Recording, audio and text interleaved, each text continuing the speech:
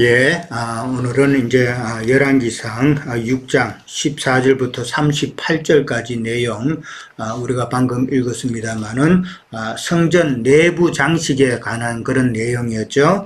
6장 앞부분에서는 성전 외부 공사의 내용이었고, 그 다음에 오늘부터는 이제 읽은 곳에는 성전 내부 공사에 대한 내용이었다라는 것이죠.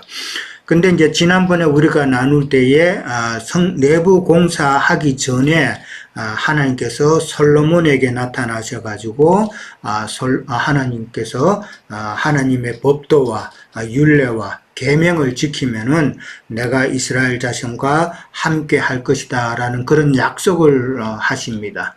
이런 약속을 했다라는 것은 성전 건축이 이제 하나님께서 함께 하시는 그런 건축이다라는 것을 또 우회적으로 말씀하시는 그런 내용이기 때문에 그만큼 성전 내부 공사의 그 재료로서 우리의 그 심령 상태가 참 중요한 것이고, 우리의 심령이 하나님의 신성으로 가득 채워져야 된다라는 것을 또한 교훈으로 그렇게 말씀하고 계신다라는 이야기죠. 자, 14절부터 이제 22절까지 보면은 성전의 그 내부 벽과 그 다음에 마루와 그 다음에 장식하는 문제, 그 다음에 내소, 지성소죠. 지성소를 만드는 문제, 그런 것을 다 이제 기록을 하고 있습니다. 그러면서 그 모든 것을 다 금으로 장식했다라고 이제 그렇게 이제 말씀하고 계시죠. 14절에 가면 이제 솔로몬이 성전 건축하기를 마쳤다 그러는데, 이 마친 것은 성전 공사 전체가 아니라 외부 공사를 다 마쳤다라는 그런 이야기입니다. 외부 공사를 다 마치고 이제 성전 내부 벽은 백향목 널판으로 그렇게 만들었다라고 기록이 되어 있죠. 모든 그 벽은 백향목 재료로 해서 만들었고, 그 다음에 그 마루에서부터 시작해서 천정까지 그렇게 다 백향목 널판으로 다 둘렀다라는 그런 내용이죠. 그 다음에 이제 성전 마루를 까는데 성전 마루의 그 재료는 잣나무 널판으로 했다라고 그렇게 나와 있습니다. 그러니까 백향목이나 잣나무라는 것은 참 너무나도 좋은 그런 건축 자료죠. 이런 건축 자료인데 이런 것은 영적으로 온전한 구원을 이룬 자들을 상징한다라고 우리는 알고 있죠. 자, 그 다음에 이제 성전 뒤쪽에서부터 한 20규빗 되는 곳에 마루에서부터 시작해서 천정까지 백향목 널판으로 가로막아 가지고 내소, 지성소를 따로 만들었다라고 그렇게 나옵니다. 그러니까 성전의 전체 길이가 60규빗인데 내소 지성소는 20규빗 지점에서 이제 벽을 만들었으니까 20규빗이 되고, 원래 성전의 그 너비는 또한 20규빗이었죠. 성전의 넓이가 20규빗이었고, 그 다음에 이제 높이가 또 20규빗이라고 그렇게 되어 있습니다. 그게 20절에 가면은 높이가 20규빗이라고 그렇게 나와 있습니다. 그러니까 상당히 그 지성소는 네모 반듯한 20 네모 반듯한 그런 모습이다라는 것이죠. 네모 반듯한 모습이라는 것은 우리가 너무나도 잘 알고 있죠. 참 하나라도 부족함이 없는 그런 반듯한 신앙의 모습. 그 다음에 이제 그 지성소를 지은 목적은 이제 19절에 나오죠. 여호와의 언약궤를 두기 위함이다라고 그렇게 기록이 되어 있습니다. 그러니까 지성소에 여호와의 언약궤, 그러니까 말씀이죠. 하나님의 임재죠. 임재를 두고 하는데 참 그것을 두기 위해서 지성소를 만들었다라는 것인데, 우리에게 있어서의 그 내소, 지성소, 참 심령 깊은 곳에서도 참 늘 하나님의, 우리의 양심 깊은 곳에서도 하나님의 임재가 있어야 된다라는 그런 의미로 생각해 볼 수가 있고, 그 다음에 이 언약궤가 있는데, 모세의 그 해막 때는 그 언약궤가 우리가 잘 알듯이 세 가지가 들어가 있죠. 십계명 돌판이 들어가 있고, 아론의 쌍난 지팡이가 들어가 있고, 그 다음에 만나 한 오멜이 들어가 있었는데, 그런데 이 솔로몬 때에는 이 언약궤 안에는 8장 9절에 가면은 거기에는 돌판만 있었더라라고 그렇게 되어 있습니다. 예. 8장 9절에 보면은 언약궤 안에는 돌판만 있었더라. 나머지 그 모세 쌍난 지팡이와 만나 한 오멜은 어떻게 해서 없어졌는지 그거는 나중에 우리 행자님께서 또 보충 설명해 주시면 좋겠습니다. 그 다음에 이제 그 지성소의 그 높이가 20이라고 그랬는데, 원래의 그 높이는 30규빗이었어요. 길이가 60규빗이고 너비가 20규빗이고 그 다음에 높이가 30규빗이라고 지난번에 우리가 했는데, 지금 여기서는 지성소는 20규빗이면은 그 위에 또 10규빗이 남았다라는 것이죠. 그 10규빗은 역대하 3장 9절에 가면은 다락이 있었다라고 그렇게 표현이 됩니다. 그 다락도 금으로 입혔다라고 그랬으니까, 그러니까 지성소에 20 하고 나서 높이가 10규빗이 남았는데, 그 10규빗은 다락이라는 표현으로 역대하 3장 9절에 나와 있다라는 것이죠. 그러니까 다락이라는 공간이죠. 자, 그 다음에 이제, 모세 때는 이제 성소와 지성소를 구분하는 것이 이제 휘장이었잖아요. 거기에는 청색실, 홍색실, 그 다음에 자색실로 만들고, 그 다음에 가늘게 꼰 배실로 그렇게 짜고, 그 위에 이제 그룹들을 수놓았다고 이제 모세의 그 휘장은 그렇게 설명이 되어 있는데, 근데 지금 솔로몬의 때는 백향목으로 벽을 세웠다, 그렇게 나와 있습니다. 그 다음에 이제 그 지성소 외에 이제 성소는 그러면은 전체 60에서 20을 뺐으니까 40규빗이 되겠죠. 그리고 성전 내부의 그 벽재로도 백향목으로 썼고, 그 백향목에는 박과, 핀, 꽃과, 그 다음에 29절에 가면은 종려나무도 새겼다라고 그렇게 나옵니다. 그러니까 박을 새겼고, 그 다음에 핀 꽃을 새겼고, 그 다음에 종려나무를 그 백향목 널판에다가 새겼다라고 그렇게 나옵니다. 이 박이라는 것은 흔한 거잖아요. 그때 그 당시 이스라엘 나라는 좀 흔한 거였다고 그러더라고요. 그러니까 일반적인 그런 거였는데, 그 다음에 핀 꽃이라는 거는, 꽃이 폈다라는 것은 생명력이 있다라는 그런 의미가 되겠죠. 그리고 이제 종려나무가 나오는데 29절에는 이 종려나무라는 것은 우리가 잘 아는 대로 그 아름다움이 있죠. 참 종려나무 길게 뻗은 거 보면은 미국에는 그런 종려나무가 참 많습니다. 많이 있는데, 그게 참 아름다워요. 그 다음에 이제 이 종려나무가 상징하는 것은 기쁨과, 그 다음에 승리라는 그런 의미를 갖고 있잖아요. 예수님께서 예루살렘 성전에 들어가셨을 때 많은 사람들이 종려나무가지 잎사귀로 그렇게 흔들며 기뻐하면서 참 그렇게 예수님을 맞이했던 그런 내용이 있죠.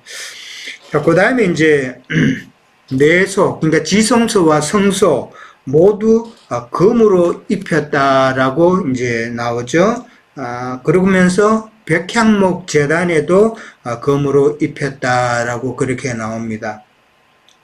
이게 백향목 제단이라는 것은 분향단이죠.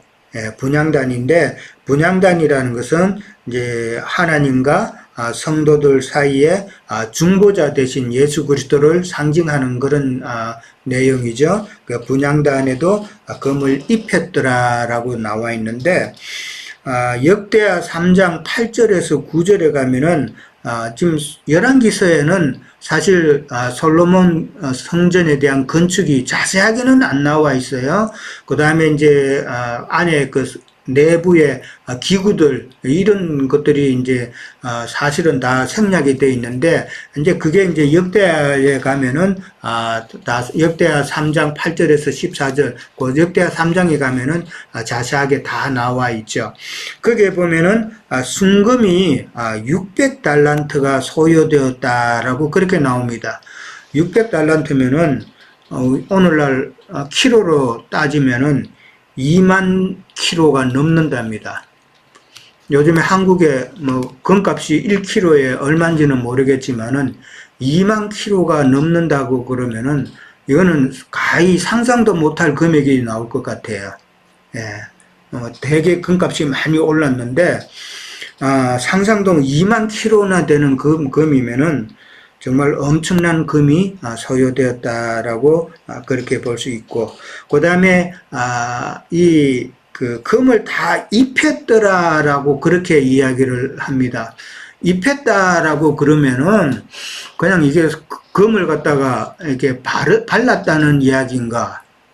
그렇게 또 생각해 볼 수가 있겠지만, 그러나 역대하 3장에 보면은 못을 썼다라는 기록이 있죠. 못을 썼는데 그 못의 무게만 해도 금 50세겔이었다라는 걸로 봐서는 그 입혔다라는 의미는 못으로 금못으로 그것을 박지 않았나 그렇게 생각을 해봅니다. 그 다음에 이제 그 백향목 제단이라고 그랬는데 이 백향목 제단이 지금 성경에 보면은 내소에 속한 제단의 전부를 금으로 입혔다라고 22절에 나옵니다. 그러니까 백향목 제단이 지금 내소에 있는 것처럼 그렇게 지금 표현이 되어 있죠. 이거는 모세의 해막에서도 그렇게 표현이 되어 있어요. 마치 지성소에 있는 것처럼.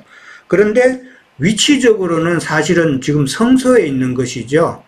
바로 언약궤 바로 옆에 그렇게 있는 곳인데, 그러나 기능적으로 그 의미하는 바는 참 지성소에 있는 것처럼 그렇게 의미를 부과할 수 있다 그렇게 봅니다. 그래서 지금 사실 솔로몬 성전은 지금 모세의 그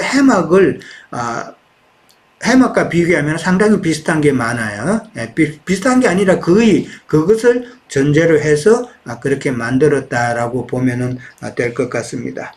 그 다음에 이제 내소 앞에는 금사슬을 건너질렀다라고 그렇게 나옵니다.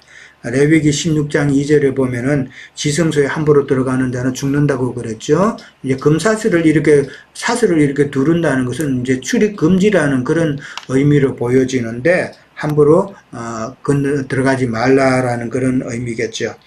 그 다음에 이제 온 성전을 금으로 입히고 내소에 속한 제단, 그 분향단도 전부로 금으로 입혔다라고 그렇게 표현을 합니다. 자꾸 지금 오늘 내용을 보면은 금으로 입혔다, 금으로 입혔다 같은 말을 반복하는 경우도 있어요. 그만큼 지금 강조점이 바로 금이라는 것이죠. 금이라는 것은 아까도 처음에 말씀드렸지만은 우리에게 있어서는 참 하나님의 신성을 이제 충분히 갖춰야 된다는 그런 의미로 이제 우리가 생각한다 그랬는데, 금으로 장식된 것은 계시록 21장 9절에 보면은 각종 보석과 금으로 묘사된 거룩한 성 새 예루살렘을 이제 설명하고 있는데, 그것과 연관해서 우리가 생각을 해본다면은 솔로몬 성전은 바로 거룩한 성 새 예루살렘을 상징하는 그런 의미로도 우리가 연결해서 볼 수가 있다라는 것이죠.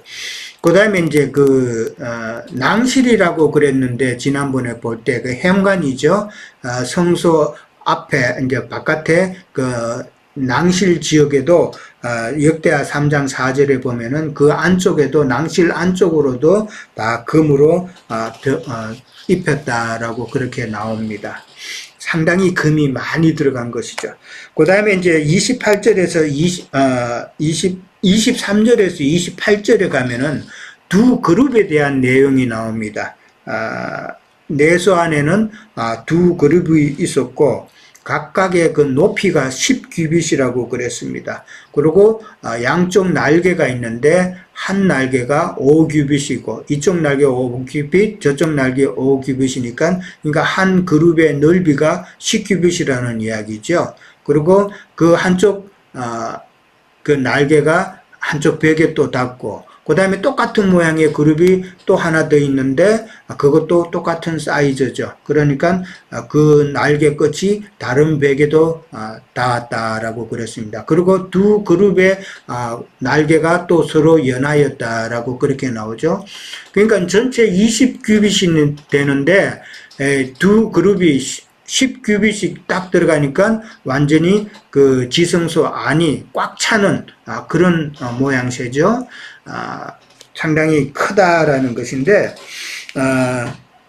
그룹의 그 형상에 있어서는 어떤 모양을, 이제 그룹이라는 것은 사실, 열왕기서에는 그룹의 모양에 대해서는 나와 있지는 않죠. 나와 있지는 않지만, 그러나 에스겔서에 보면은, 그룹의 모양이 사자의 모양도 있다 그랬고, 그 다음에 소의 모양도 있다 그랬고, 그게 또 독수리의 모양도 있다 그랬고, 그 다음에 이제 사람의 모양도 있다라고, 그렇게 네 생물로 표현이 되었죠. 그러니까, 이 그룹이라는 그 모형은, 이 네 생물을 조합해서, 그렇게 만들었다라고 생각을 해보면 될 것 같습니다. 그 다음에 이제 이 두 그룹이 있는데 한 그룹이 높이도 10규빗, 그 다음에 넓이도 10규빗. 그러니까 이거는 완전히 10이라는 숫자는 완전수잖아요. 그런 것도 우리가 생각을 해볼 수가 있다. 그 다음에 이제 모세의 해막에서는 그 언약궤 위에 두 그룹의 그룹이 있는데 그때는 금으로 쳐서 그룹을 만들었다라고 그렇게 돼 있죠. 언약궤를 만들고 그 위에 또 금으로 쳐서 두 그룹을 만드는데 두 그룹은 서로 마주보고 있었잖아요. 근데 지금 솔로몬 궁전에서는 두 그룹이 서로 마주보고 있지 않고 따로따로 낭실 쪽을 향해서, 그러니까 동쪽이에요. 동쪽으로 그렇게 향하여서 있다. 그러니까 성소 쪽으로 이제 그렇게 향하여 있다라고 보면 될 것 같습니다. 그 다음에 이제 29절에서 35절에 가면은 이제 내소의 문과 외소의 문에 대한 그런 내용이 나옵니다. 29절에는 먼저 내외소 모든 벽에는 백향목으로 만들어졌죠. 모두 그룹들과 종려나무, 그 다음에 핀꽃 형상, 그 다음에 박도 포함해서 아로 새겼다라고 그렇게 나옵니다. 그러니까 일단 장식이죠. 그 장식이 그렇게 새겨지는 것인데, 아로 새겼다라는 말은 이거는 이제 하나님에 의해서 새겨지고 만들었다라는 그런 의미로 볼 수가 있을 것이고, 모든 벽에, 백향목 벽에다가 이렇게 그룹들도 새기고, 종려나무도 새기고, 핀꽃 행장도 새기고, 박도 새기고 그랬는데, 이게 다 장식이죠? 근데 에스겔서 41장 18절에 보면은 두 그룹 사이에 종려나무 한 그루씩, 그렇게 배열을 했다라고 그렇게 나옵니다. 그것도 참고를 하면 될 것 같습니다. 그 다음에 이제 지성소로 들어가는 문을 만드는 내용이 나오죠. 그 재료는 감람나무입니다. 감람나무인데, 감람나무로 그 지성소에 들어가는 문을 만들고, 그 다음에 이 사이즈는 문 인방과 문 설주가 벽의 5분의 1이라고 그렇게 되어 있습니다. 그러니까 문 인방이라는 것은 기둥은 문 설주잖아요. 그 다음에 밑 바닥하고 그 다음에 위에 부분이 문 인방인데, 이 문 인방과 문 설주가 벽의 5분의 1이라고 그랬습니다. 그러니까 문 인방과 문 설주가 사이즈가 똑같은 거죠. 정사각형이 되어버리는 겁니다. 그러니까 벽의 5분의 1이라는 것은 벽의 높이가 20규빗이잖아요. 20규빗이니까 5분의 1이니까 그 문인방과 문설주의 그 사이즈가 4규빗이다라는 그런 이야기가 되겠죠. 예.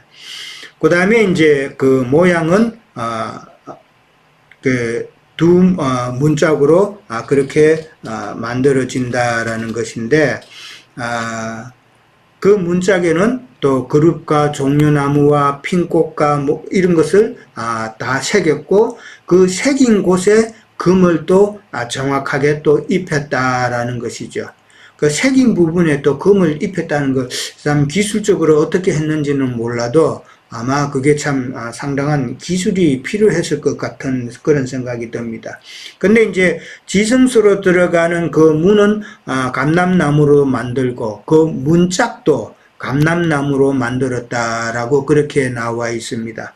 근데 이제 외소의 성소로 들어가는 문은 문설주는 감람나무로 그렇게 만들었다고 나와 있습니다. 그리고 사이즈는 벽에 그 20규빗 되는 그 벽 높이의 4분의 1이라고 그렇게 되어 있습니다. 그러면은 5규빗이죠. 20의 5규빗, 4분의 1은 5규빗이니까 지성소에 들어가는 문보다도 성소에 들어가는 문이 조금 더 크다라는 것이죠. 아무래도 그건 당연히 성소에 들어가는 자와 지성소에 들어가는 자의 그 믿음의 양이 좀 다르겠죠. 그리고 그만큼 또 같을 수는 없다라는 것을 생각을 해봅니다. 그 다음에 이제 그 외소의 그 문은 한쪽 문짝이 그 두 짝으로 나누어져서 폴딩할 수 있도록, 접을 수 있도록 그렇게 문이 되어 있다라는 것이죠. 그러니까 문이 있으면은 두 문짝으로 일단은 만들어집니다. 근데 그 문짝도 중간에 접힐 수 있도록 그렇게 만들어졌다라는 것이죠. 그 다음에 이제 지성소와 성소에 들어갈 수 있는 자의 차이를 이제 방금 이제 말씀드렸는데, 지성소에 들어갈 때는 감람나무로 만들고 문짝도 감람나무로 만들지만은 그 다음에 성소에 들어갈 때는 문설주는 감람나무로 만들지만은 두 문짝은 잣나무로 만든다라는 것입니다. 그 다음에 문의 크기도 다르다라는 것이죠. 이것이 이제 지성소와 성소에 들어갈 수 있는 자의 어떤 그런 차이를 설명하고 있는 것이 아닌가 생각을 해봅니다. 나무 재료가 이 솔로몬의 궁전은 전부 다 지금 백향목이나 잣나무나 감람나무 등 이렇게 일명 그 좋은 나무죠. 좋은 나무로 다 제작이 되고 있다라는 것이죠.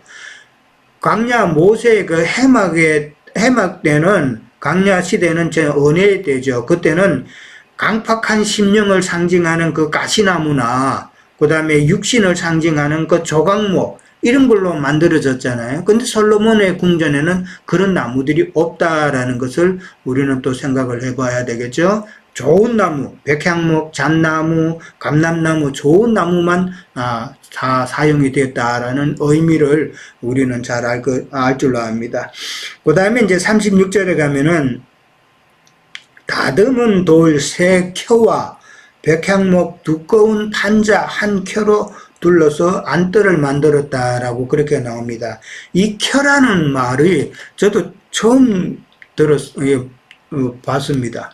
이 켜라는 단어 전혀 쓰지도 않는 말인데, 근데 찾아보니까 한 겹이라는 그런 뜻이에요. 겹, 청, 뭐 영어로 말하면 레이어라는 말인데, 한 겹, 두 겹, 뭐 세 겹으로 쌓았다고 할 때 그 겹, 청, 그런 이야기죠. 그러니까 돌 3켜라는 말은 돌을 갖다가 3청으로 쌓았다라는 그런 말이고, 그 위에 백향목 두꺼운 판자를 또 1켜를 올렸다라고 그렇게 되어 있습니다. 그래서 안뜰을 만들었다라고 그렇게 설명을 합니다. 그러니까 뜰의 테두리를 만든 거죠. 이 안뜰이라는 표현을 갖다가 역대하 4장 9절에서는 제사장의 뜰이라고 그렇게 또 표현이 되어 있죠. 그 다음에 예레미야 36장 10절에 가면은 윗뜰이라는 그런 표현으로 또 기록이 되어 있습니다. 그러니까 안뜰이 있으면은 또 바깥돌도 당연히 있었다라는 그런 의미가 되겠죠. 안뜰만으로 끝나지는 않죠. 해막도 마찬가지인 것처럼 그렇게 보면 될 것 같고요. 그 다음에 이제 37절 마지막 부분에 가면은 저기 4년째에 그 넷째 해 12월이라는 말은 저기 한지 4년째 12월, 그러니까 히브리 종교적으로는 둘째 달이죠. 그때 시작을 해가지고 저기 11년째 되는 날 불을 그러니까 히브리 종교적으로는 여덟째 달입니다. 그때 이제 한 10월이나 11월경쯤 되죠. 그때 이제 모든 설계와 시간대로 다 마쳤다라고 나옵니다. 그러니까 보통 우리는 성전 공사 기간을 7년으로 그렇게 이야기를 하지만은 정확하게 보면은 지금 둘째 달에 시작해 가지고 7년 지난 8개월째 시작 끝났으니까 정확하게는 7년 6개월이 소요되었다라고 그렇게 우리가 생각해 볼 수가 있겠죠. 근데 사실 이 7년 6개월이라는 시간도 건축하는 데만 지금 7년 6개월이라는 시간이 걸린 거예요. 그런데 그 이전에 벌써 돌을 뜨고 준비하는 과정이 있잖아요. 그 과정을 생각하면은 7년 6개월이 훨씬 더 많이 걸렸다라고 볼 수가 있겠죠. 근데 이 7년 6개월이라는 그 기간도 사실은 그 당시로 건축 기술이나 그 당시 다른 그 큰 신전이나 다른 그 시대의 건물을 보면은 걸린 시간을 보면은 참 그래도 빨랐다라고 그렇게 볼 수가 있습니다. 보통은 몇십 년 걸리는데 준비 기간까지 다 합쳐도 아마 뭐, 한 10년 미만으로 다 끝나지 않았을까, 그렇게 봅니다. 사실은, 준비 기간이, 참 많이 걸립니다. 저도 무슨, 뭐 하나를 만들려고 보면은, 그냥 만들 수 있는 게 아니잖아요. 그 만들기 위해서 재료 준비도 해야 되고, 재료도 따듬어야 되고, 뭐, 저 같은 경우는 트로피 만들면은 글자 작업도 해야 되고, 이런 과정이 다 필요한 거예요. 그게 시간이 사실은 더 걸려요. 그렇게 보면은 7년 6개월뿐만 아니라 더 많은 시간이 걸렸을 것이다. 그다음에 이제 외벽 공사를 하고 이제 내부 공사를 이렇게 하는 것이 나누어져서 나오는데 저는 이제 외벽 공사 한다는 말은 믿음으로 이제 세워진다라는 그런 의미라고 볼 수가 있어요. 믿음으로 우리가 이제 시작을 하는 단계고 내부 공사한다는 것은 믿음 위에서 이제 하나님을 점점점 알아가는, 깨달아가는 그런 하나님의 신성으로 채워지는 그런 과정이다라는 것을 생각해 볼 수가 있죠. 그래서 모세 해막 같은 경우에는 그 해막 바깥을 주변에 그 공사를 할 때, 외부 공사를 할 때는 주로 언을 많이 썼죠. 받침대를 다 못 받고 했다라는 것은 이제 구속을 한 다음에 이제 믿음을 시작했다는 그런 과정으로 보면은 그 내부의 공사에서는 참 믿음을 가진 이후로 언제나 하나님의 신성을 이루어가는 금으로 채워지는 그런 모습을 우리는 생각해야 된다. 그러니까 음보다도, 음보다도 사실은, 금이 더 소중하죠. 그것을 본다면은, 영 구속만 받은 것을 내세우잖아요. 세상 기업에서는. 그것도 중요하지만, 더 중요한 것은 참 혼의 구원을 온전히 이루어가서 하나님의 신성으로 채워져 가는 그 믿음 생활이 우리에게는 더 귀하다라는 것을 생각해 볼 수가 있겠습니다.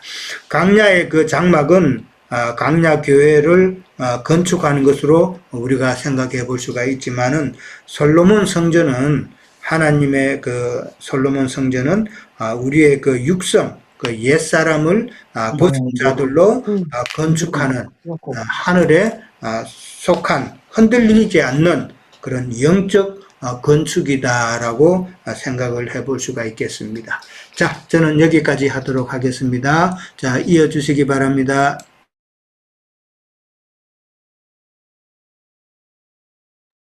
네, 수고하셨습니다.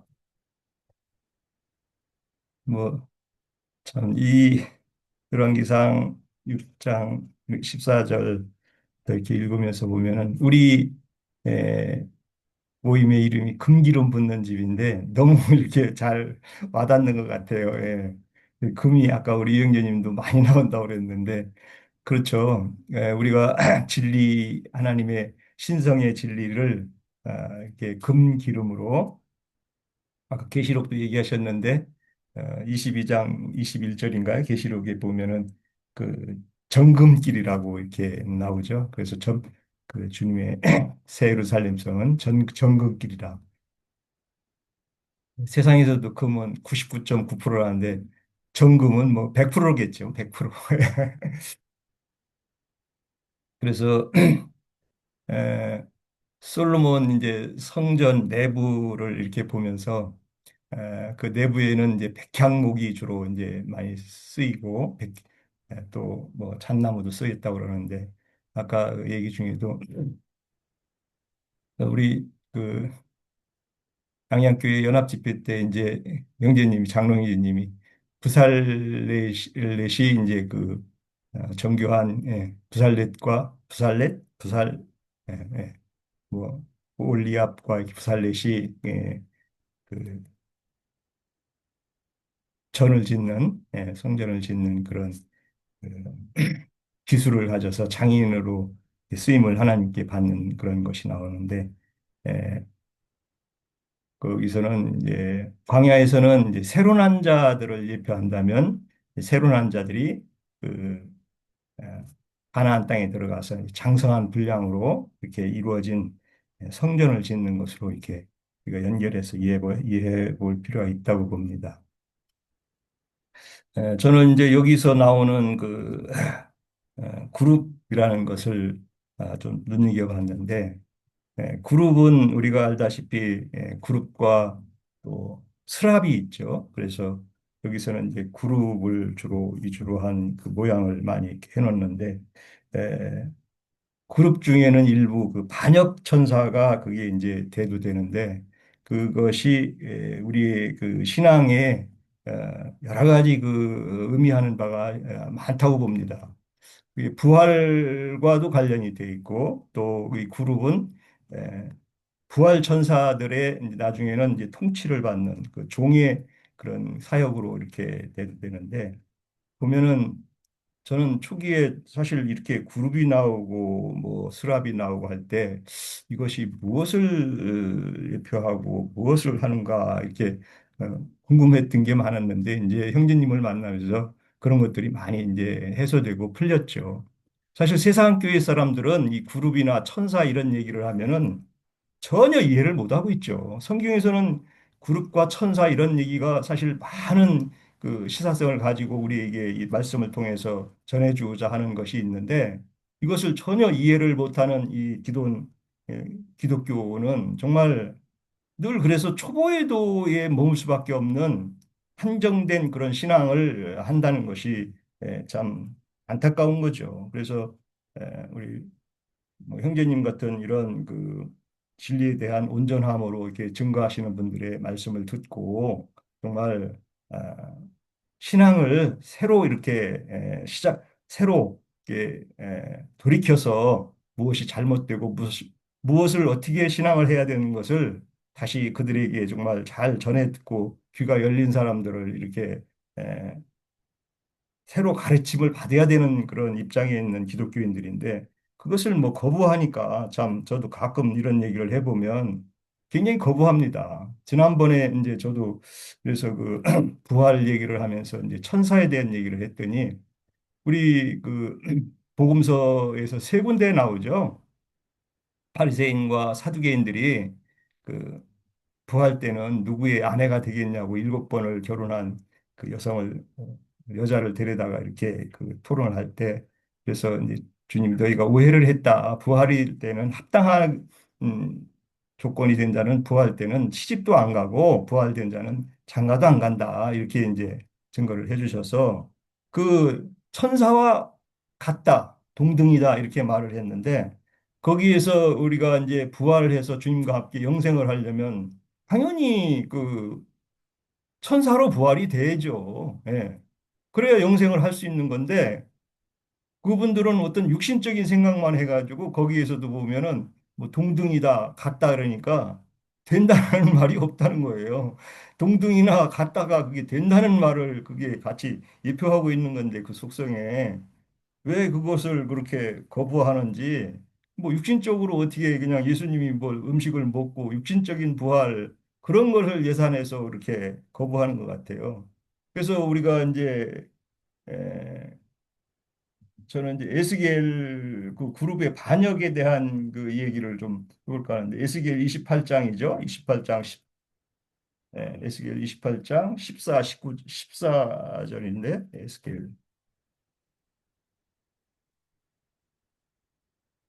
에스겔 28장 14절. 너는 기름 부음을 받고 지키는 그룹이며 내가 너를 세우매 내가 하나님의 성산에 있어서 불타는 돌들 사이에 왕래하였도다. 내가 지음을 받던 날로부터 내 모든 일이 완전하더니 마침내 내게서 불의가 드러났도다.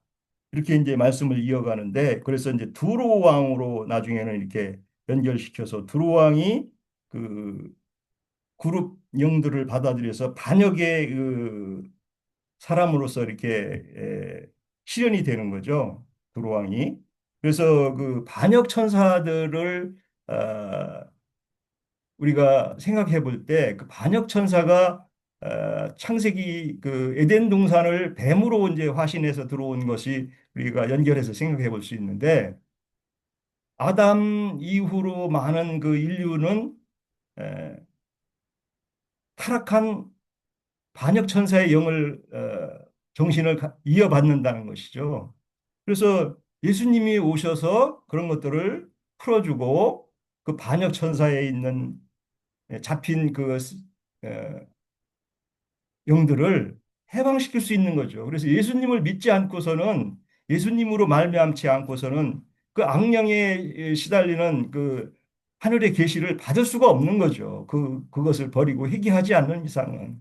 그래서 어, 엊그저께 어떤 분 저희 친구하고 이제 전도를 하면서 어, 자기는 신도 없고 뭐 누구도 아무도 안 섬긴대요. 그냥 자기 자신만 믿고 한대요. 그게 바로 악령에 잡힌 상태라는 것을 그것이 자기가 섬기는 신이 돈신이고 세상신이고 세상의 추구를 하는 거잖아요. 어떤 신을 모시지는 않았더라도 표상으로 뭐 불교나 무슨 종교를 믿지는 않더라도 자기가 잡혀 있는 하나님을 모르는 나는 그 분류에서는 다른 신에 잡혀 있는 거거든요. 그것을 회개해야 되는 것을 관점을 이해를 못하는 거죠. 그래서 예배당 다니는 사람들은 이제 가끔 얘기지만 속건제만 하잖아요. 속죄제가 본질의 죄성을 해결이 안 된다는 거죠.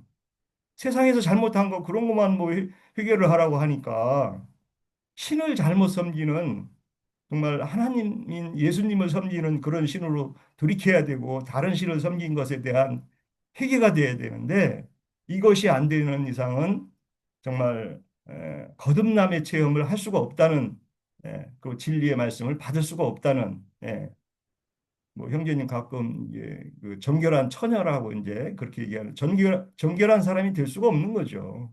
그런 원리가 이렇게 작동이 돼야 금기름을 붓는 그런 결로로 우리가 승화가 되는 거죠.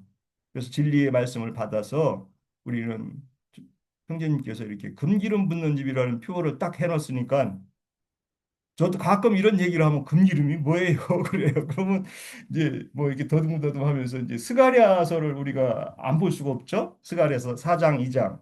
이제 이 정도는 우리는 뭐 금기름 붓는 집들은 하여튼 어디서 나오냐고 하면 이거 딱 찾아서 줘야 될 것 같아요. 그 스가랴서 어떤 이제 찾아보시면 4장 12절이죠. 예, 4장 12절 스가랴서 12절. 예. 다시 그에게 물어 이르되 금기름을 흘리는 두 금관 옆에 있는 이런 감람나무가 가지의 뜻이 무엇입니까? 이제 이해는 이제 감람은 뭐 감람나무라는 것은 기름을 상징하니까 그 열매가 그래서 이렇게 되는데 그 위에 이제 4절에 보면은 6절이죠, 6절. 예. 그가 내게 대답하여 이르되 여호와께서 스룹바벨에게 하신 말씀이 이러하니라 만군의 여호와께서 말씀하시되 힘으로 되지 아니하고 능력으로 되지 아니하고 오직 나의 영으로라고 했는데 이제 여기 어떤 데는 신으로라고도 이렇게 써 있더라고요. 그래서 제가 전에 있던 공동체에서는 아주 그 큰 이렇게 그 예, 액자로 해가지고 이걸 크게 써놨어요. 신으로 된다고 해서. 근데 이게 기독교인들은 종교인들은 어떤 힘으로 능력으로 노력으로 막 되는 걸로 이렇게 이해를 하잖아요. 우리는 주님께서 주시는 영으로 예. 주님은 지금은 영이시니 살려주는 영이 되셨잖아요. 그 영을 영접한 자들, 그 육체에 임한 자들, 그게 이제 거듭난 사람들인데 그게 임하지 않고는 아까 먼저 얘기한 그런 속죄제가 처리되고 한 사람들이 그 영의 능력으로 어, 그 신을 받을 수 있는 것이죠. 그래서 말씀의 진리를 받아들일 수 있고 그게 에, 광야에서는 에, 정말 그 가시나무 이런 그런 나무로 형성된 우리의 소자들을 새로 거듭나서 장성한 분량으로 가는 백향목이 된다는 백향목으로 주님의 성전을 이루는 걸로 이렇게 이제 우리가 이해해 볼 수 있다고 봅니다. 그래서 이제 고린도전서 3장 16절에는 너희가 하나님의 성전이다. 또 에베소서 2장에는 건물마다 연결한다. 이렇게 이제 우리의 그 신앙 교회 생활에 대한 그게 이게 설명이죠. 그래서 주님 안에 한 지체로서의 주님의 성전을 우리가 이루어가고 연결되고 예. 그런 것이 이제 결국은 새 예루살렘 성으로 하늘의 새 예루살렘 성으로 우리의 규격이 딱 맞는 거기에는 에, 장과 고가 딱 맞는 분량을 이룬 사람들만 그곳에 첫째 부활로 들어가서 수락천사가 형제님은 이제 치천사라고 하죠. 불천사에 대한 그게 말이니까 한문으로. 그래서 우리가 영생을 하기 위해서는 주님과 함께 왕노릇을 하기 위해서는 이런 그 성경에서 얘기하는 것들을 정확하게 이해할 필요가 있고 그것이 이해가 되지 않으면 규격이 떨어진다는 거죠. 첫째 부활에 들어가서 새 예루살렘 성에 들어가기 위해서는 오늘 성전을 짓는 이 모양을 보면서 당연히 예수를 믿고 하나님을 믿는 사람이면은 이 성전에 들어가서 주님의 과 함께 왕노릇을 하고 오는 세상에서 또 영세에서도 주님과 함께 영적 세계를 다스리는 그런 우리 지체들이 되리라 봅니다. 그래서 이런 말씀 안에서 그 천사를 고린도전서 6장 3절에서는 바울 형제는 여기가 천사를 판단할 수 있는 분별력을 갖춰야 된다. 갖게 된다 이렇게 하죠. 잘못된 신앙들을 우리는 진리 안에서 이런 금기름을 부으면 무엇이 옳은 신앙이고 무엇이 잘못된 신앙인가를 이런 그 기독교인들 만나면은 잘 지적해 줄 수 있고 분별해 줄 수 있고 구분해서 말씀을 잘 이렇게 펼쳐서 설명할 수 있을 것 같아요. 그런 것들이 우리에게 요구되는 거죠. 참 에, 우리는 정말 주님 앞에 축복이 무엇인지 금기름을 받는 사람으로서 저도 한 사람으로서 늘 감사하고 우리 지체들이 같이 이제 주님의 어떤 경주 안에서 정말 잘 달리는 믿음의 길을 갈 수 있도록 오늘 주님 솔로몬의 그 궁전 실내의 이런 예, 발라진 그 성전을 보면서 우리가 진리에 대한 이해를 폭을 넓힐 수 있다고 봅니다. 마치겠습니다. 예, 또 이어주시겠습니까? 네. 오늘은 우리가 이제 솔로몬 성전에 대해서 살펴보는데, 우리가 이제 또 양양 집회에서는 이제 성막에 대해서 살펴보니까, 이제 성막과 성전의 어떤 관계, 이런 것들을 좀 정립해 볼 수 있는 시간인 것 같아요. 그래서 우리가 저 성막은 인자 예수의 어떤 그 처소된 그 몸, 소마라고 우리가 그렇게 알고 있고, 성전은 그 영의 처소로 이거는 교회를 상징하는 것으로 우리가 이제 그런 이해를 가지고 있어요. 그런데 이제 우리가 6장에서 보면 이제 그 성전의 외부는 이제 이렇게 돌을 깎아서 이렇게 다듬어서 치석장에서 다듬어서 가지고 온 것으로 이렇게 쌓는 것이고, 이제 내부는 보면은 다 이제 나무로 이렇게 해요. 그래서 어째 보면 이제 우리가 알다시피 나무는 우리 그 사람을 인격을 이렇게 상징해서 표현하는 것이기 때문에 그래서 우리가 성막은 아까 이제 형제님 말씀대로 이제 이 조각목 즉 시띠나무를 이렇게 조각조각을 붙여서 이렇게 만드는 것이라면 성전은 이제 아주 그 창하게 이렇게 그 켜기만 하면 판재가 나오는 그 백향목이나 잣나무나 뭐 이런 것들로 한다고 그렇게 되어 있고 또 이제 감람나무와 이제 그뭐 종려나무 이런 것들이 이제 소개를 되고 있어요. 그래서 이제 그런 걸로 보면 이제 강약 일을 행할 때는 그런 어떤 우리의 어떤 조각조각들 그런 것들이 이렇게 다듬어지는 어떤 그런 과정들이라면 이제 그런 그 강야의 어떤 과정을 거쳐서 가나안 어떤 전쟁을 수행할 수 있고 그렇게 이제 장성한 자들로 이렇게 세워지는 어떤 교회의 모습과 이렇게 대비해서 이렇게 이해를 하시면 어떨까 싶고요.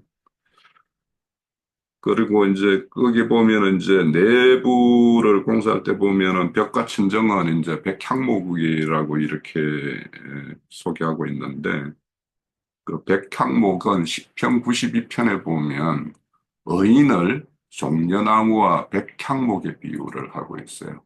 그래서 성전을 짓는 데에는 이렇게 새롭게 하나님의 어떤 하나님의 그 영의 일에 의해서 새롭게 된 그 의인들로 인해서 이렇게 지어져 가는 것이다라는 것을 보여주고 그 잣나무 같은 경우에는 이게 이제 굉장히 내구성이 이렇게 뛰어나고 향이 좋다고 그래요. 그래서 이제 이런 벌레 같은 것들 이런 것들로부터 이제 그 진액이 이제 그 잣나무는 진액이 아주 풍부한 나무니까 그래서 벌레에 대해서 이제 이렇게 강하죠. 그러다 보니까 이 잣나무는 우리가 이제 그 창세기 7장에 보면은 그 노아의 방주를 짓는 주재료가 이제 잣나무였죠. 그래서 그거는 물에 대해서도 이렇게 좀 방비책이 되는 그런 어떤 그런 나무이기 때문에 이 바닥을 이렇게 잣나무로 한 것로 이렇게 보여요. 그래서 이제 이런 것들, 그러니까 백향목과 잣나무 이런 것들을 보면 이제 우리의 어떤 생명력이 어떠해야 되는가. 그래서 내구성이 강하다라는 것은 강한 생명력을 상징할 것이고 또 향이 있다라는 것은 향이 있고 진액이 풍부하다라는 것은 뭔가 외부의 어떤 걸로 인해서 이제 손상되지 않는 그런 어떤 강한 그런 생명, 이런 것들을 이제 상징한다고 볼 수 있을 것 같아요. 그런데 이제 이 규격을 보더라도 그 성막은 이제 그 성소가 20, 20, 또 지성소가 10, 10 이런데 오늘 여기 보면은 성전은 40, 40, 20, 20 해서 거의 배로 이렇게 딱 늘어나 있죠. 그래서 그런 것들만 보더라도 그 온전한 어떤 성막의 어떤 그런 어떤 규격과 성전의 어떤 규격 이런 걸로 보더라도 그 어떤 그 생명의 완성도 이런 것들에 대해서도 엄청 차이를 나타난다라고 이렇게 볼 수 있을 것 같아요. 자, 그렇게 하고, 그래서 이제 그 외부의 어떤 돌을 보이지 않게 이렇게 다 이렇게 내부의 마감질을 이렇게 나무로 했다라고 이렇게 보여요. 그래서 어째 보면 이제 그 이런 것들을 보면은 어떤 속 사람의 어떤 내용물과 겉으로 보이는 어떤 내용물의 어떤 차이. 그래서 어, 하나님은 그런다고 그러죠. 사람은 외모를 이렇게 보지만 하나님은 그 중심을 본다라는 것처럼 그 내부의 어떤 생명력이 어떤 걸로 되어 있는가. 그래서 우리가 백향목과 잣나무와 이렇게 뒤에 소개되는 감람나무, 종려나무 이런 거와 같은 그 다 하나같이 이 좋은 걸 상징하는 어떤 그런 나무들이에요. 그런 것을 우리가 이제 좀 알 수 있겠다 싶고. 그리고 이제 거기 그룹을 이렇게 짓는데, 그 감람나무로 이렇게 그룹을 이렇게 만들었다라고 그래요. 근데 이 감람나무는 이제 제가 일전에 한번 그 몇 가지 나무들에 대해서 이렇게 소개하는 어떤 그런 기회 때 소개를 드렸었는데, 이 감람나무는 굉장히 척박한 땅에서도 잘 자라는 강한 생명력을 가지고 있어요. 그리고 이제 이 나무는 유실수잖아요. 감람 열매를 맺는 건데, 열매를 첫 열매가 맺기까지는 한 10년 이상이 이렇게 지나야지만 이제 열매를 맺는데, 보통이면 뭐 한 13년 뭐 이렇게 되어야지 그렇다고 그래요. 그래서 이 우리나라는 성년식을 하면은 이제 19세인가 20세인가 아마 지금 그게 예전에 20세였는데 그게 조정돼 가지고 아마 19세, 18세로 이렇게 낮아졌을 텐데, 그 유대인들 같은 경우는 성인을 13세로 하고 있어요. 그래서 이 13세라는 게 제 생각에는 남자로 따지면 생식 능력을 가지는 어떤 그 나이가 13세쯤 되지 않을까, 그렇게 생각을 해서 그렇게 하는 것 같고.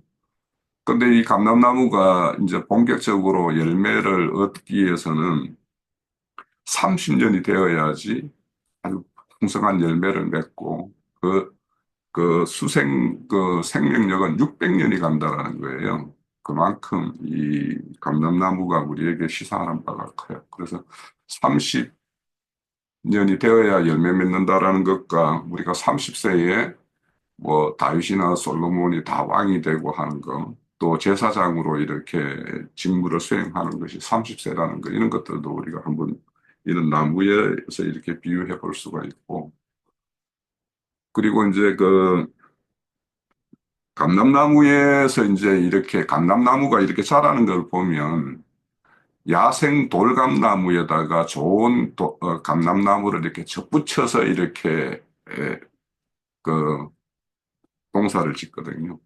그래서 이제 좋은 이런 것들도 우리가 이렇게 돌감나무였지만 한 주님의 어떤 참 감람나무가 이렇게 접붙임이 되어서 우리가 새롭게 되는 것과 같은 어떤 그런 것을 우리에게 보여주는 어떤 그런 나무라고 볼 수가 있어요. 어, 그리고 이제 이 감람나무를 조금 더 소개를 하면, 그, 이사야서 11장 1절에 보면 줄기에서 한 싹이 난다고 그러고 뿌리에서 한 가지가 난다라고 이렇게 말을 해요. 그러니까 감람나무는 이렇게 나무 덩치에서도 이렇게 가지를 내지만 이렇게 뿌리에서도 이렇게 가지를 내는 어떤 특징이 있어요. 그래서 그 좋은 감람나무에 이렇게 접붙이는 것은 어디에 걸로 쳐서 하냐면 뿌리에서 나는 가지를 쳐가지고 이거를 접붙이는 데 사용해요. 그래서 이제 그런 것들로 보면 이제 어, 부활의 생명, 감람나무의 어떤 그런 어떤 뿌리에서 나는 어떤 생명, 이런 것들을 우리가 이제 이렇게 표현을 하고, 그래서 이 두 나무의 어떤 그 줄기에서 나는 거와 뿌리에서 나는 것이 그게 이제 약간 용도가 달라요. 그래서 이제 우리가 음침한 골짜기를 지나가더라도 주님의 지팡이와 막대기가 나를 안위한다고 그럴 때 지팡이와 막대기가 그게 줄기에서 나는 거와 뿌리에서 나는 것이 다르게 쓰이거든요. 그런 것들도 이제 이런 어떤 나무에 대해서 우리가 좀 이해를 가지면서 우리의 어떤 구속사와 하나님이 우리에게 행하시는 일의 어떤 그런 것들을 이렇게 좀 살펴볼 수 있겠고. 그리고 이제 이 그룹이라는 것은 결국에는 이제 하나님의 어떤 영광을 보좌하는 것인데, 지키고 보호하는 것이고 하는 건데, 우리가 제일 처음 나오는 게 창세기 3장에서 그 생명나무로 나아가는 길을 지키는 것이었고, 또 에스겔서에서도 보면은, 보좌를 지키는 어떤 그런 걸로 이렇게 등장을 하고, 있어요. 그래서 이제 이런 하나님의 영광의 어떤 보좌를 지킨다라는 것이 이제 여기에서는 우리가 그룹으로 이렇게 상징되었지만, 이게 역사 공간에서는 어, 그 하나님의 이 새 일로 인해서 새롭게 되어진 그 사람들에 의해서 이제 하나님의 영광이 지켜지고 보호되고 그것이 드러나게 되어야 되기 때문에, 그래서 그렇게 드러나는 것들의 어떤 실상이 실질적으로는 성막이나 성전의 어떤 그 모형으로 다 표현이 돼요. 그래서 우리가 교회라는 것을 이렇게 성전의 어떤 그 실상이라고 한다라면, 우리가 교회를 이루는 자로서 하나님의 영광을 이렇게 잘 지키고 보존하고 그렇게 하고 있는가? 오히려 훼손시키고 있는 건가?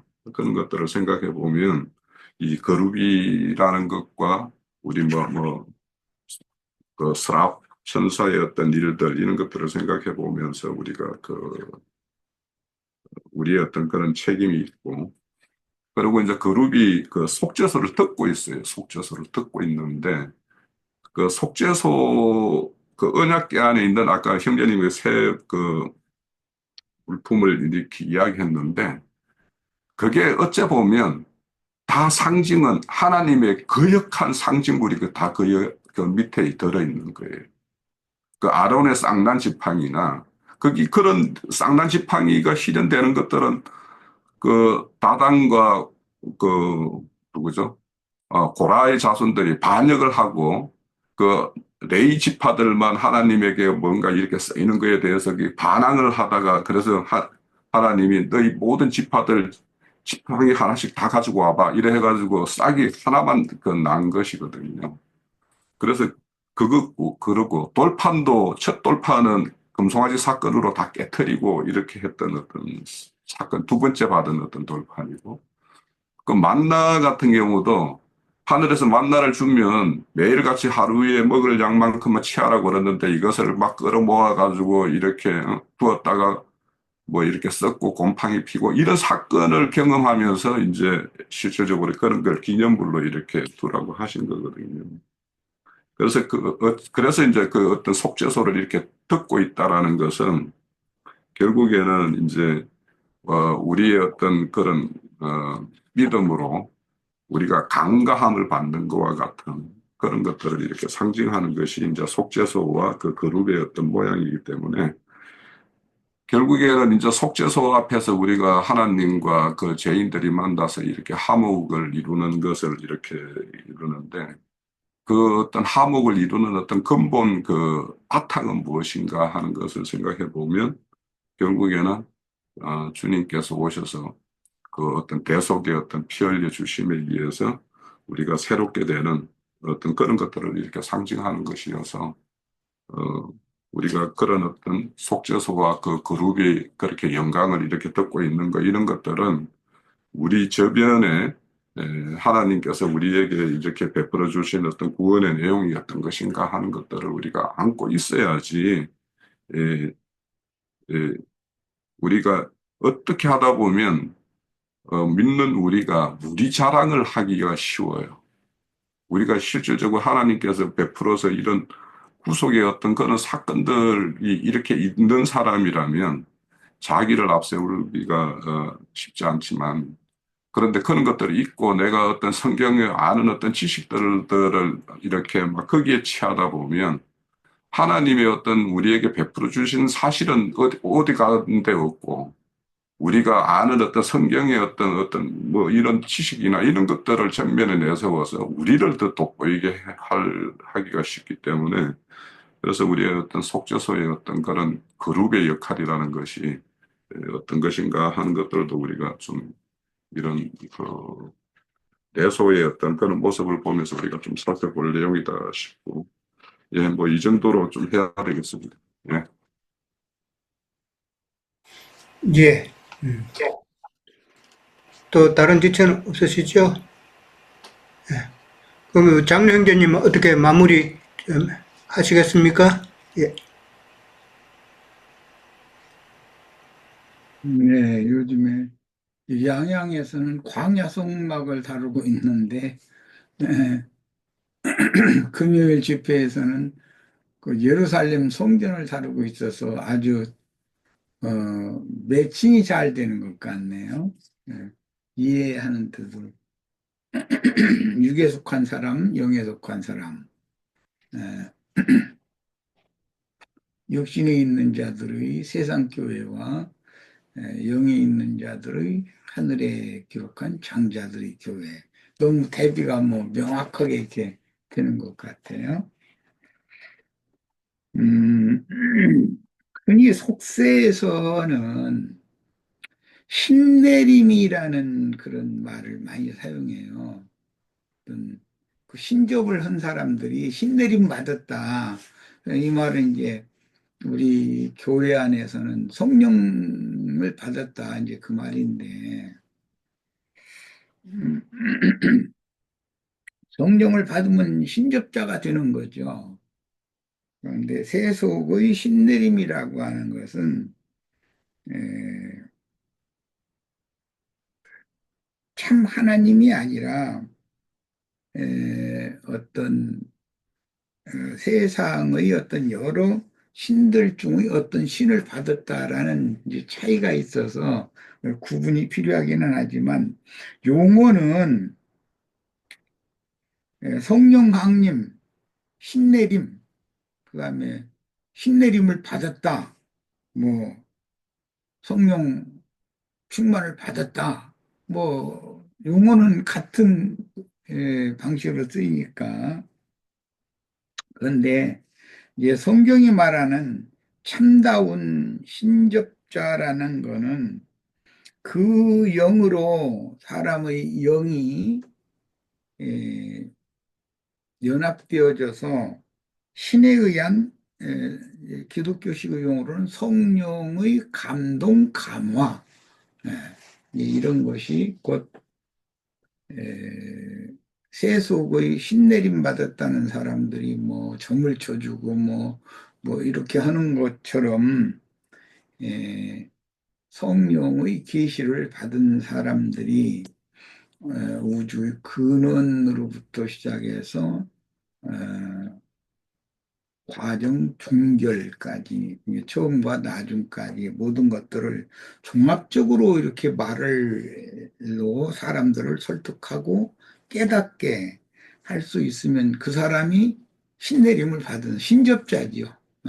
이제 성경에서는 신접자라고 하지. 신접자와 선지자를 이렇게 구분해서 또 말하는데 그런데 용어 구분이 좀 잘 되는 것 같고요. 뭐 우리들은 지금 많은 이야기를 하고 있는데 아까 우리 유영재 님이 왜 광야길의 그 궤 속에는 세 가지 물품이 들어 있었는데 솔로몬 성전에 지성소에 안치된 법궤 그 언약궤 안에는 한 가지의 그 기물만 들어있는가 그 이야기를 하였어요. 이것은 광야의 성막은 완전함에 나가는 과정이기 때문에 그런 것이고 신자들 속에 내주하시는 그 영 한 분으로 감출 그 비밀의 말씀이라든지 부활의 생명이라든지 이런 모든 것이 그 한 분으로 다 되기 때문에 구태에 따로 이렇게 나눠 있을 필요가 없죠. 완성의 신전에서는. 결국 이것은 내가 서두에 얘기한 그 세속의 용어로는 신내림이고 성경 용어로는 성령을 받아서 성령으로 충만케 되는 그런 문제이기 때문에 그리고 광야 성막에서 실제로 그저 누군가 그 질문이 한 번 있었는데 그 아론에게 주어졌던 그 하나님의 지팡이 쌍나 지팡이라고 그러죠. 그 지팡이가 광야의 언약궤 안에 보관되어 있는 게 아니라 항상 아론이 지팡이를 들고 다니다가 지성소에 아론만이 들어가니까 지팡이를 그 법궤 앞에 놓고 제사를 했었던 거예요. 그러니까 그 안에 지팡이를 듣고 아론은 맨팔 치고 따라다니고 이렇게 한 것이 아니라 실생활에서 이스라엘 백성을 인도할 때는 아론에게 하나님이 함께 하신 아론에게 주신 그 지팡이, 그게 하나님의 지팡이거든요. 모세와 아론은 하나님의 지팡이로 이스라엘 백성들을 인도했어요. 근데 그것에 대해서도 좀 이해를 좀 하실 필요가 있고, 그 뭐 많은 학자들이 이 사람이 이 말을 저 사람 저 말하는데 규격이 그 지팡이와 법궤의 규격이 지팡이가 법궤 안에 이렇게 쏙 들어가는 그런 그 짧은 막대기가 아니라는 거예요. 규격이 안 맞다 이제 이런 이야기도 했더라고요. 그런데 어쨌든 예, 우리들에게 항상 인생을 살 때 우리의 인도자이신 주님이 우리의 교회 생활, 실생활의 삶에 그분이 인도자로 나의 오른 팔과 오른 손이 되어 주셔야지 뭐 지팡이는 어느 괴짝 속에다 넣어놓고 난 면팔 치고 다니고 그러면 그건 참 그리스도의 생활이 아니죠. 야곱의 경우도 젊은 나이에 40대 지팡이를 가지고 그 요단을 건너갔다가 다시 또 그 지팡이를 의지하여 요단을 건너온 이야기가 나왔고 평생을 지팡이를 손에서 놓지를 않았었어요. 다윗도 마찬가지고 그런 걸 보면 십자가의 도를 너무 추상적으로 믿는 사람들, 엊그제 누수단 이야기도 내가 이제 잠깐 했었는데, 십자가의 도가 우상의 도가 될 수도 있는 것처럼, 예, 하나님이 나의 인도가 되시고, 난 하나님을 의지하고, 어, 하나님을 바라는, 즉, 의뢰하는, 믿는 사람으로서의, 신자로서의 남은 인생의 신앙생활을 어떻게 할 것인가 말할 때, 지팡이는 그냥 괴짝 속에다 저기다 그냥 넣어놔두고, 사람이 나와 상관없이 이렇게 나는 나대로 내 길 내 멋대로 가고, 그것은 아론의 쌍난 지팡이, 부활 생명의 능력을 의지하는 사람이 아니라는 거예요. 그러니까 이런 것도 주관적으로 나와 관계가 있는